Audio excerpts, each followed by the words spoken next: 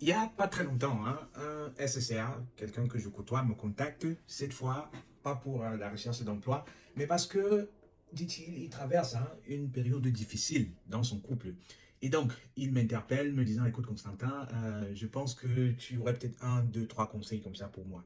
Voilà, je traverse depuis plusieurs années des moments difficiles dans mon couple et cela se reflète aussi dans la gestion des enfants. C'est-à-dire que il y a trop de tensions à la maison, on se dispute beaucoup, etc. Il n'y a pas la paix, hein. Et je ne sais pas ce que je devrais faire, hein. Je suis dépassé par les événements. Je ne sais plus quoi faire pour faire revenir la paix dans mon foyer. Et donc, il me sollicite pour mes conseils et je lui dis, écoute, j'aurai un conseil pour toi.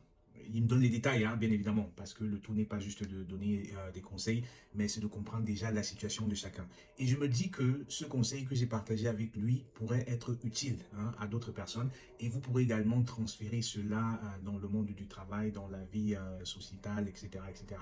Donc, prenez ça comme un conseil généraliste que vous pouvez transférer selon les contextes et adapter aux besoins, hein. Donc, je lui dis, écoute, tu sais, la paix, c'est la résultante de trois choses.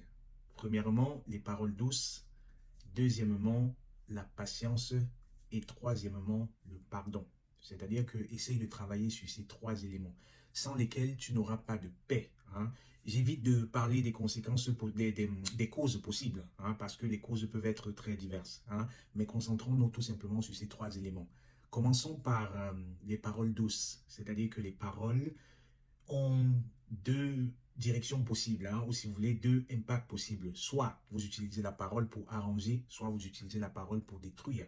Et quand vous utilisez la parole pour arranger, elles doivent être douces, hein, elles doivent être constructives, elles doivent être celles-là qui écoutent attentivement, reçoivent la perspective de l'autre et euh, donnent, ou si vous voulez, développent les idées de manière constructive. Ça, c'est la première des choses.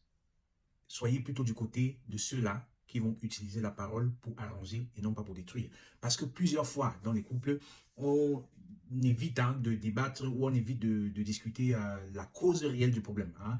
On va s'attarder sur les symptômes, on va discuter et aller de sujet à sujet. Et au final, on se retrouve en train de s'attaquer à la personnalité de l'autre, hein, sur des sujets qui n'avaient pas lieu d'être. C'est comme ça qu'on se retrouve en train de retourner même dans le passé pour aller chercher des choses pour attaquer. Donc, utiliser la parole pour arranger au lieu de détruire. Ça, c'est la première des choses. La deuxième des choses, c'est la patience. C'est-à-dire que soyez patient. Ce n'est pas tous les problèmes qui se résolvent à l'immédiat, hein. Lorsque la tension est à son apogée, ce n'est peut-être pas le moment de discuter, hein. C'est-à-dire que ayez la patience pour voir un certain changement, ça c'est de un. Ayez la patience également pour choisir le bon moment pour parler de certaines choses, hein. Donc, vous devez être patient. Ça veut dire aussi que lorsque en couple, l'un des conjoints n'est pas dans la position de discuter, de parler, etc., d'échanger, vous devez comprendre cela et être patient pour que la personne trouve le bon moment, hein, pour que vous trouviez le bon moment. Cela ne veut pas non plus dire qu'il faut fuir les problèmes, hein.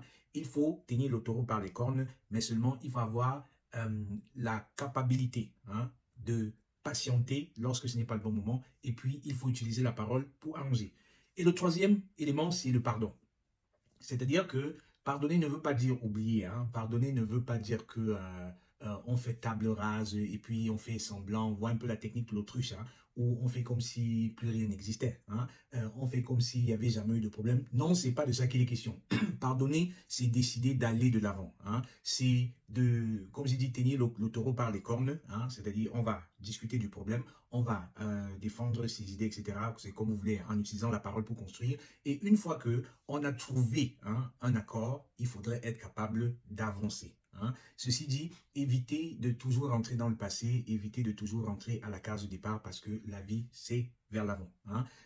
Demandez pardon aussi, c'est-à-dire que on dit souvent une faute à moitié, on dit quoi? Une faute reconnue, c'est une faute à moitié pardonnée, hein. Donc, lorsque vous êtes en tort, ayez la grandeur, hein, de pouvoir demander pardon de manière à ce que on puisse avancer. Donc, vous comprenez que le pardon ici est en opposition directe avec l'ego, hein. Donc, retenez ces trois choses-là: parole douce, patience, pardonner.